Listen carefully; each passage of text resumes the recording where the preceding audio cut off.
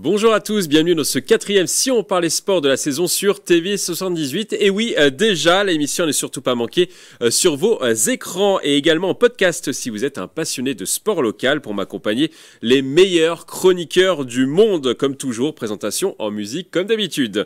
On commence à ma droite, musique, c'est notre gladiateur, il adore le rugby, les soirées mondaines et porter des peaux de bêtes en plein hiver dans les rues de Versailles. Et il n'a pas d'ordre de préférence entre les trois. C'est un expert en rugby. Il nous vient des contrées versaillaises. Pierre Chevalier est avec nous. C'est ça, exactement, Camoulox.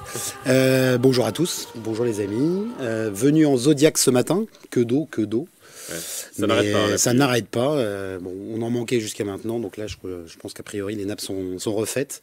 Et nous avec. Oui, et ça fait plaisir de vous revoir parce que ça faisait un petit moment que vous ne vous avez pas vu. Petites occupations parallèles. Vous êtes très pris. On passe de l'autre côté, musique. Il connaît tout sur tout, c'est une vraie encyclopédie sur le monde du sport français et même mondial. Il a réponse à tout ou presque. N'hésitez pas autour de cette table à lui poser des questions. Notre Italian lover, Grégory Canale, est avec nous.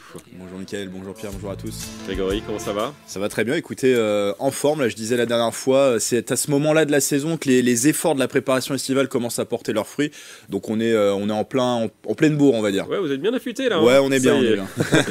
On repasse de l'autre côté, musique. Il habite la ville yvinoise d'Épône. C'est un passionné de rugby lui aussi, mais il adore tous les sports, rassurez-vous. Il va encore nous éblouir de son talent. Nicolas Dandry est avec nous. Bonjour Pierre, bonjour Grégory. Comment allez-vous? Bonjour Mickaël et bonjour à tous. Très bien, hein, comme dit Grégory, affûté. En plus, nouveau sport cette saison, nouveau défi, nouveau challenge avec... j'ai commencé le basketball. Basketball, d'accord. Pourquoi pas. Oui, je suis pas, bon, j'ai pas forcément la taille. J'ai pas forcément la taille, mais bon. Moi, je pense que ça va plutôt être en dehors de la raquette et pourquoi pas aller inscrire des 3 points. On vous entend un petit peu en écho, tellement vous rayonnez. Oui, ici, c'est ça, dans les salles, puisque je passe des terrains de rugby extérieurs aux salles de sport. Enfin, on termine de l'autre côté. Je demande le silence sur ce plateau. Musique, c'est l'une des plus grandes personnalités d'Île-de-France. Ses coups de gueule sont des rugissements, ses analyses sont à mettre au Panthéon. Son humour est détonnant. Coach Jean-Miss est avec nous. Vous pouvez vous retourner, coach. Oh là là. Comment allez-vous? Non, je t'ai plus. Alors là, je t'ai plus, la cour est pleine. On est obligé, parce que sinon vous revenez plus. Voilà, c'est pour ça. C'est dans le contrat. Moi aussi, je fais un nouveau sport. Ah, vous faites un nouveau sport? Oui, Nico s'est mis au basket, je me mets au patinage artistique. Ah d'accord, ok. Vous nous enverrez les photos. Je vous enverrai les vidéos, pas les photos. Les vidéos. On fait ça m'a toujours tenté, c'est surtout les figures. Voilà. Et je tenais quand même à faire un petit coucou à notre ami Philippe et lui souhaiter une bonne convalescence. C'est Philippe Boulac qu'on aura sur les prochaines émissions de Sur les sports. Il est en phase de rétablissement, ça va de mieux en mieux. Alors nous allons maintenant passer au programme de l'émission. Nous allons parler football. Le PSG pourrait construire son futur stade dans les Yvelines à quelques mètres de nos studios. Nous parlerons également du stade français qui lui arrive au Camp des Loges de Saint-Germain-en-Laye. Mais avant de parler de ces thèmes, nous allons parler de golf et de l'Open de France. L'Open de France s'est conclu ce dimanche 13 octobre avec la belle victoire du Britannique Dan Bradbury sur les greens du golf national de Saint-Quentin en Yvelines. Il termine avec un -5 le dernier jour et un score total de -16 sur les 4 jours de compétition. On écoute le vainqueur de cette édition 2024. Bien sûr, j'ai été solide aujourd'hui, j'ai perdu beaucoup d'occasions au début, j'étais un peu frustré et j'ai manqué de chance sur les trous 12 et 13. Heureusement, j'ai bien fini, mais dans l'ensemble, ça a été une journée très solide. C'est magnifique, ce trophée est l'un de ceux que l'on veut avoir. Bravo au Britannique qui a mérité sa victoire. Alors durant cette semaine, il n'y a pas eu beaucoup de monde autour des greens. Seulement quelques milliers de spectateurs sont venus sur le site yvinois. Il n'a pas fait très beau, mais il y avait de très bons joueurs sur cette édition. Il y avait Olesen, le Danois, les meilleurs Français comme Victor Pérez, Mathieu Pavon ou encore l'Yvinois Antoine Rosner. Il y avait même Justin Rose, le Britannique qui est revenu 12 ans après son dernier Open de France et 6 ans après la Ryder Cup 2018. La question sur cette thématique, cet Open de France est-il une réussite, messieurs? Partagé pour vous Grégory, partagé pour vous Pierre, non pour vous Nicolas, et vous êtes partagé Jean. Bon, on fait un petit duel allez, entre Nicolas et Jean. Vas-y, je t'en prie. Moi, je suis partagé. Alors, non, pourquoi? Déjà, sur l'aspect sportif, Est-ce qu'en régie, je précise, on vous entend en écho, voilà, on vous entend en écho parce que voilà, votre voix je suis un montagnard. Je ne sais pas si c'est possible de le régler le son. Alors déjà sur l'aspect sportif, au niveau des Français. Aujourd'hui, on parle même plus d'un Français dans le top 10, on est obligé de dire top 20 au niveau du classement des Français. Au niveau des Français, les deux têtes d'affiche qui étaient donc Victor Pérez et Mathieu Pavon ne sont pas dans le top 20. Alors qu'ils ont 32e pour Victor Pérez, voilà. Et Pavon est arrivé 57e. Voilà, ils sont même pas dans le top 20. Le premier français, je crois qu'il 18e, Julien Guerrier. Voilà. Et du coup, ça déjà sur l'aspect sportif, c'est pas une réussite. On attend plus des Français quand ils jouent à domicile. Ça, c'est la première chose. Deuxième chose, sur le Money Prize, donc la dotation à l'ensemble des golfeurs. Alors ça, pour le coup, on est à 3 millions d'euros quand en 2017-2018, avec notamment l'investisseur HNA, on était à 7 millions d'euros. Donc au niveau du cash prize, c'est pareil. C'est compliqué, on n'est pas à la hauteur des gros Open, même si l'Open de France n'a pas vocation à devenir à concurrencer le British Open ou Augusta aux États-Unis. Voilà. Ça, c'est la deuxième chose. Et puis, vous l'avez dit sur les spectateurs, très peu de monde autour du green, donc c'est compliqué. Ouais. C'est décevant pour vous. Jean, qu'est-ce que vous en pensez? Alors vous étiez partagé, mais je crois que vous avez beaucoup d'anecdotes à nous raconter sur cette Open de France. C'est un grand mot, beaucoup d'anecdotes. Non, je suis partagé. Je rejoins Nicolas sur les performances sportives de nos Français, où on les attendait un petit peu mieux, notamment Victor Pérez et Mathieu Pavon par rapport à leur dernière performance. Je pense qu'on les attendait un petit peu mieux classés qu'ils l'ont été. Et le positif, ça reste quand même une belle compétition sur un parcours qui est magnifique, qui a accueilli la Ryder Cup, les JO dernièrement. Donc ça reste quand même le golf national, juste avant les fameux travaux d'un an et demi, suite à la ligne, la ligne de 18. Oui. Donc pour ça, ok. Après, moi je voudrais juste passer un petit message et pousser un petit coup de gueule perso. Suite à la mise à pied des deux consultants sportifs, Patrice Barquès et vous pouvez souffler. Et Fabrice Tarnot. Merci Pierre. Voilà, parce que bon, certes, ils ont certainement un petit peu dérapé, mais ça me fatigue un petit peu de voir une société où on ne peut plus rien dire, rien faire, et où le moindre petit dérapage. C'est quoi le dérapage? Il n'y a pas de vulgarité. Ils ont plaisanté un petit peu sur la mère de Mathieu Pavon. Et ils ont été mis à pied. Ils ont été mis à pied par la chaîne des diffuseurs de l'Open de France, et parce que ça a choqué certaines personnes. De toute façon, tout choque. Donc ça m'énerve un petit peu, parce qu'aujourd'hui, on peut même plus se détendre et plaisanter, parce qu'on ne sait jamais si derrière il va pas y avoir un gros coup de bâton, alors que on fait pas ça avec le mal, et ça me fatigue un petit peu. Donc ce petit coup de gueule là, je voulais le placer sur l'Open de France, parce que ça a eu des conséquences. L'ensemble des Français ont refusé toute interview après cet épisode malencontreux. Donc pas une réussite médiatique. Donc pas une réussite médiatique.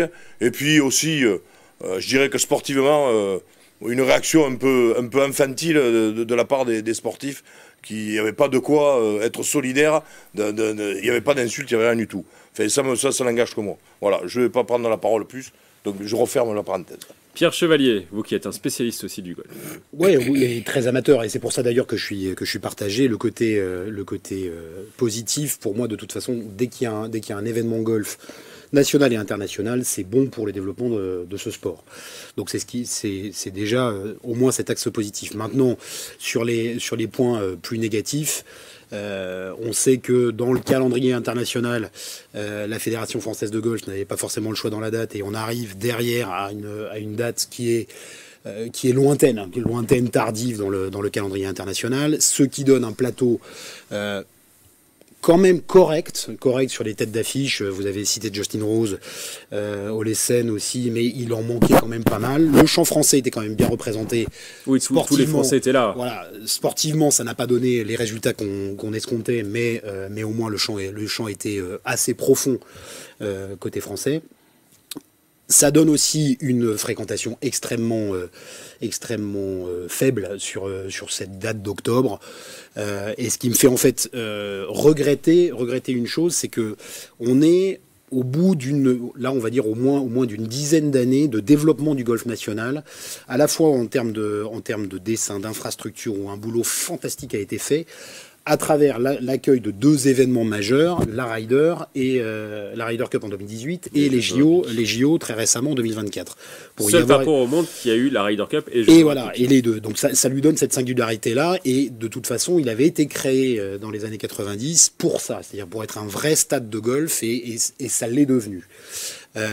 L'Open de France comme compétition nationale en fil rouge, et la plus ancienne d'Europe continentale notamment, et il se joue maintenant au golf national.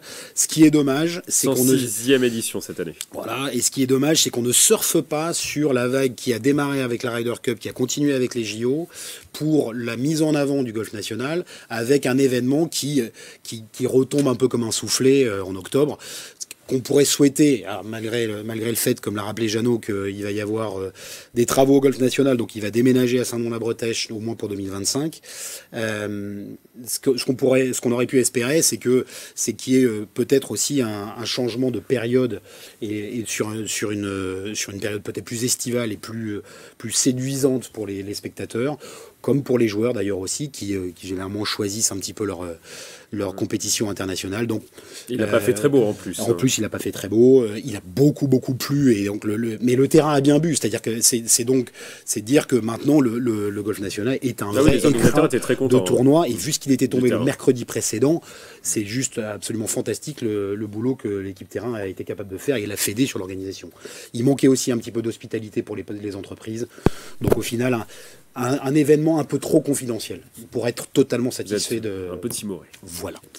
Grégory. Mitigé, je vais être très rapide parce que beaucoup de choses ont été dites. Moi, juste dire, forcément, on disait la nostalgie des JO, la gueule de bois après les JO. Là, on l'a ressenti. On avait ressenti un peu la même chose après la Ryder Cup au Golf National de 50 ans en Yvelines. Là, forcément, on est après un événement mondial avec pas beaucoup de monde, une météo pas au rendez-vous, c'est en pleine semaine où il y a eu cette tempête Kirk, donc forcément les JO sont loin, et ça fait mal de le dire. Et de l'autre côté, mitigé, parce que il y a quand même eu du point de vue sportif un suspense qui a duré jusqu'à la dernière journée. On parlait du coup de Dan Bradbury qui gagne cet Open, qui n'était pas forcément attendu à la victoire, puisqu'il était sur une saison assez en dents de scie juste avant, et jusqu'au dernier moment, voilà, il a joué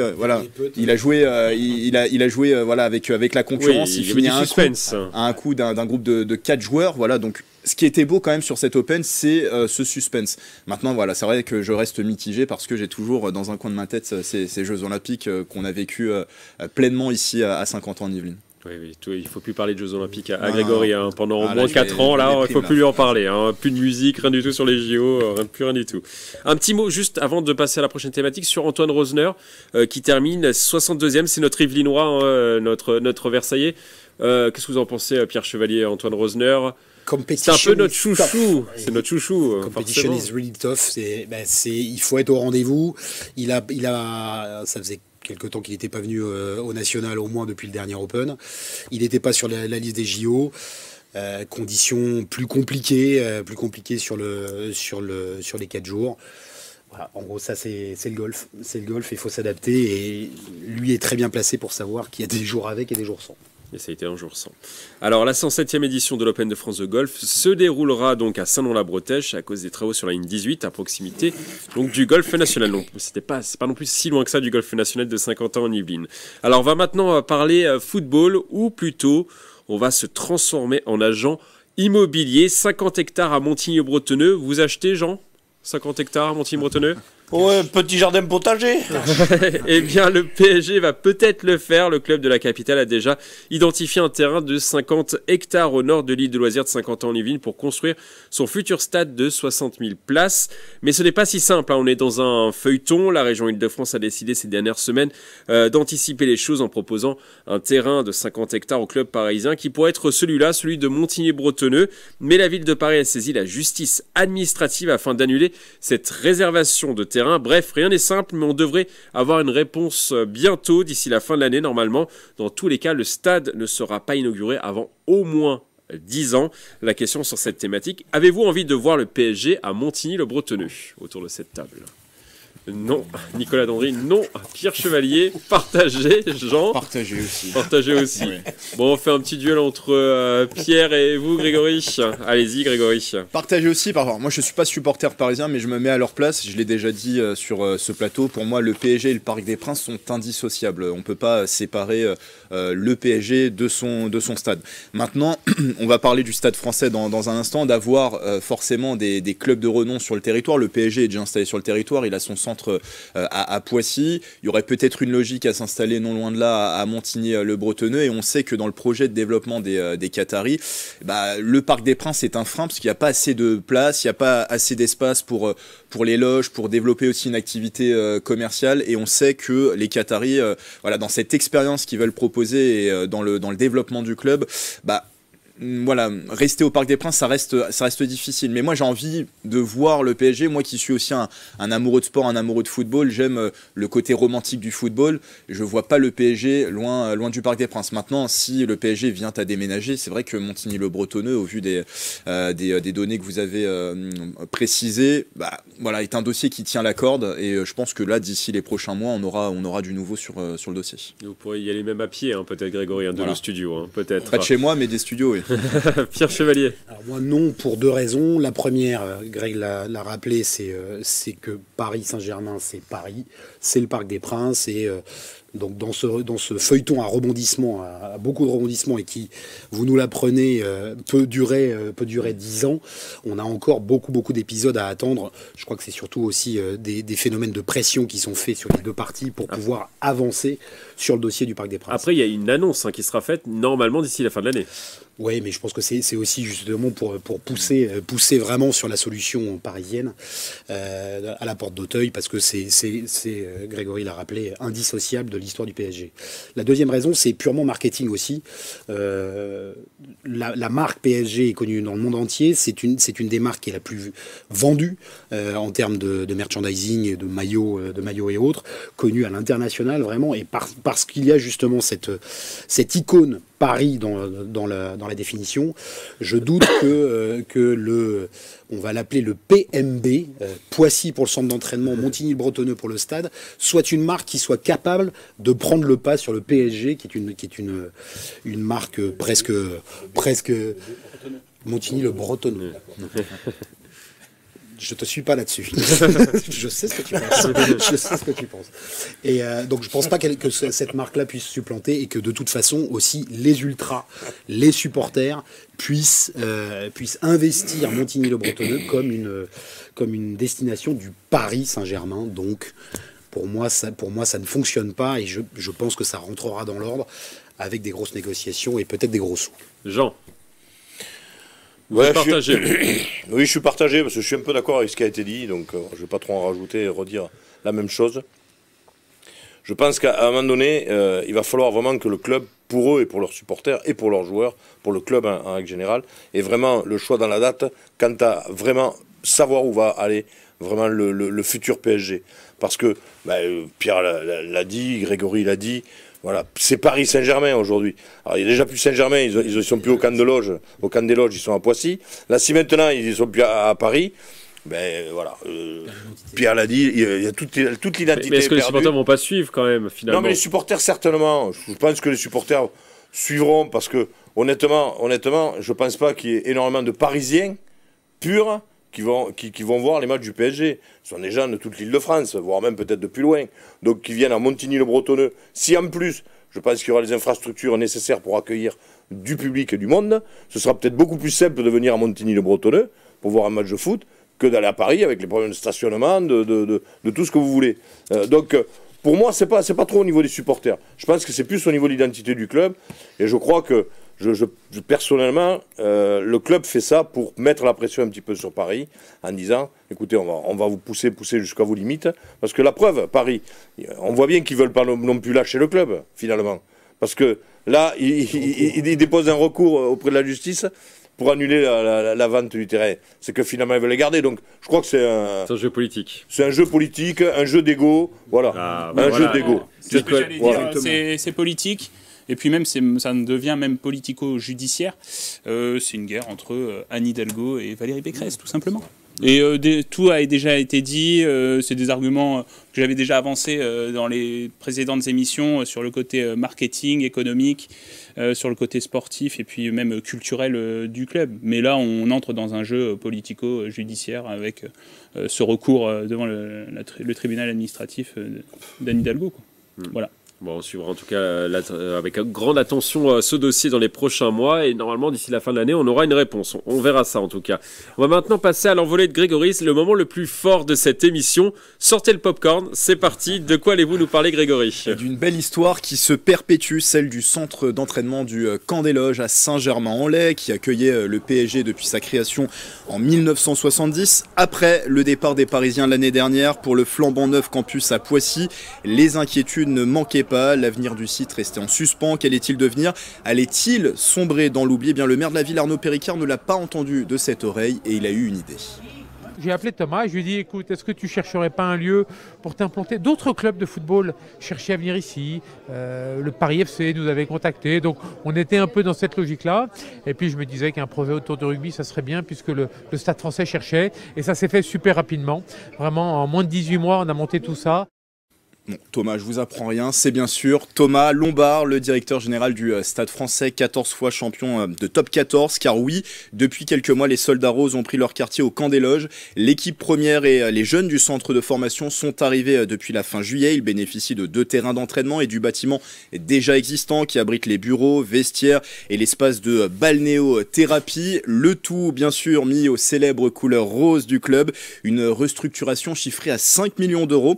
Avoir son propre camp de base pour le Stade français était devenu urgent afin de continuer son développement. Donc on faisait jusqu'à présent nos entraînements dans le stade où nous jouions, un peu comme si le PSG s'entraînait au Parc des Princes toute la semaine. Donc c'était confortable, on avait des belles installations. Mais à un moment, voilà, on avait besoin d'avoir ces deux terrains d'entraînement pour pouvoir avoir des séances avec davantage de joueurs. Et puis, vous savez, dans le sport professionnel, on aime bien se comparer. Et donc les autres clubs de l'élite disposant pour la quasi-totalité d'infrastructures comme celle-ci, ou en tout cas qui y ressemblent, on se devait de pouvoir en disposer également. Et puis j'en ai pas parlé, mais la salle de musculation actuelle sera bientôt remplacée par un centre de performance flambant neuf qui est en cours de construction. On a besoin de faire de la musculation à 35 ou 40, donc ça ne rentrait pas dans les locaux actuels. Et puis surtout les charges que soulèvent les joueurs étant un peu plus importante que celle que soulèvent nos amis du foot, il fallait qu'on ait des structures renforcées, si vous voyez ce que je veux dire. Oui, on a tout à fait compris, Thomas, t'en fais pas ta petite pique aux footballeurs. Bon, blague à part, le jour de l'inauguration, la symbolique était forte. L'un des plus grands ambassadeurs du Paris Saint-Germain était présent. On le voit sur ces images, je ne sais pas si vous le reconnaissez. Luis Fernandez, bien sûr, qui est revenu chez lui. Il a passé quand même 8 ans de sa vie au Camp des Loges comme joueur au PSG, 5 saisons comme coach. La passation même était donc toute faite entre le foot et le rugby. Il y a beaucoup d'émotions, parce que revenir ici... c'est quand même un lieu qui a énormément compté pour moi et dans lequel j'ai pu trouver des personnes avec lesquelles j'ai pu grandir, j'ai pu jouer. Et aujourd'hui, quand je vois ce Camp des Loges avec ce qui va être fait ou ce qui est en train de se mettre en place, je suis content pour le Stade français qu'il puisse venir s'installer ici, qu'il puisse aussi pouvoir travailler pour pouvoir bien préparer les matchs à venir dans le rugby. Un nouveau club de haut niveau dans les Yvelines, déjà ça, on peut le dire, ça fait plaisir, mais surtout un nouveau souffle aussi, faut le dire, pour le Camp des Loges. Non, son histoire n'est pas terminée, ce lieu de mémoire du sport français va pouvoir continuer à vivre et on l'espère, continuer d'écrire de belles histoires. Messieurs, bravo en tout cas Grégory pour cette envolée, comme d'habitude. Voilà, c'est ça. C'était de la présentation aussi. Alors, la question sur cette thématique, on va faire un tour de table. Votre avis du coup sur l'arrivée du Stade français au Camp des Loges. Nicolas peut-être, pour commencer. Là, c'est différent par rapport au PSG qui va installer son stade à Montigny-le-Bretonneux. Là, on parle d'un centre d'entraînement, donc le Stade français restera à Paris pour ses matchs à Jean-Bouin.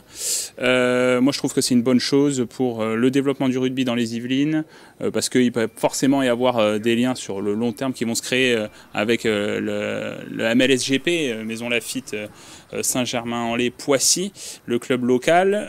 Ça, c'est une première chose. Et puis après, pour le développement du Stade français, c'était important, et Thomas Lombard l'a rappelé, d'avoir sa structure, son infrastructure d'entraînement, parce qu'aujourd'hui, il s'entraînait à Jambouin. Au sous-sol, vous aviez la salle de musculation, et c'était un peu serré. Et là, il y aura plus de vie, plus d'espace pour la vie des joueurs et la vie de groupe qui est important dans le rugby. Et Jambouin sera uniquement dédié à l'accueil des matchs le week-end. Jean, et ensuite j'aurai la parole à Pierre. Rapidement, c'est très bien pour eux, parce que Thomas Lombard l'a bien dit, ils auront les structures dignes d'un club du top 14. Ça joue vraiment sur les performances ? Oui, parce qu'il est certain que faire un entraînement sur un terrain, vu le nombre de joueurs qu'il y a, c'est très limité, très très limité au niveau des exercices, au niveau de la préparation, donc surtout au niveau professionnel. Les exercices sont pas différents, mais il faut de la place. Et là, avoir vraiment un camp d'entraînement, c'est très très bien. Et performance en plus pour les charges qui vont être modifiées. Lourds, ouais. Ils vont être légèrement modifiés, donc c'est très bien pour eux. Pierre Chevalier, on était cette émission. Dans les clubs, parmi les clubs yvelinois, on se demandait pourquoi un club parisien venait au Camp des Loges. Donc avec plaisir, Maison Lafitte et Versailles. Et finalement très heureux d'accueillir une équipe professionnelle dans les Yvelines. Effectivement, ça donne un coup de projecteur, ça donne de l'allant au rugby dans le département et plus généralement en Ile-de-France. On sait quelle influence le Stade français Paris a sur le rugby francilien et national depuis un certain nombre d'années en termes de développement justement et du bien qu'il fait à ce sport. Thomas est un Versaillais convaincu, donc là aussi il a pensé assez vite à cette destination qui est une destination où on vit bien, on s'entraîne bien, et puis en même temps je pense à mes petits copains de l'ACBB à Boulogne-Billancourt qui vont peut-être récupérer leur terrain que le Stade français utilisait jusqu'à maintenant. Là aussi c'est la chaise musicale. Et pour finir sur le côté sportif du Stade français Paris, c'est peut-être la fin aussi d'un nomadisme qui peut jouer à terme sur les performances avec une unité de lieu qui est, je pense, bon pour le sport et les performances. C'est déjà la fin de cette émission. On va terminer comme d'habitude par une citation. Aujourd'hui, je vous propose une citation zlatanesque de Zlatan Ibrahimovic. Je suis arrivé comme un roi, je repars comme une légende. Jean-Miss me dit la même chose à chaque émission. Je vous laisse méditer sur cette phrase. À bientôt sur TV 78.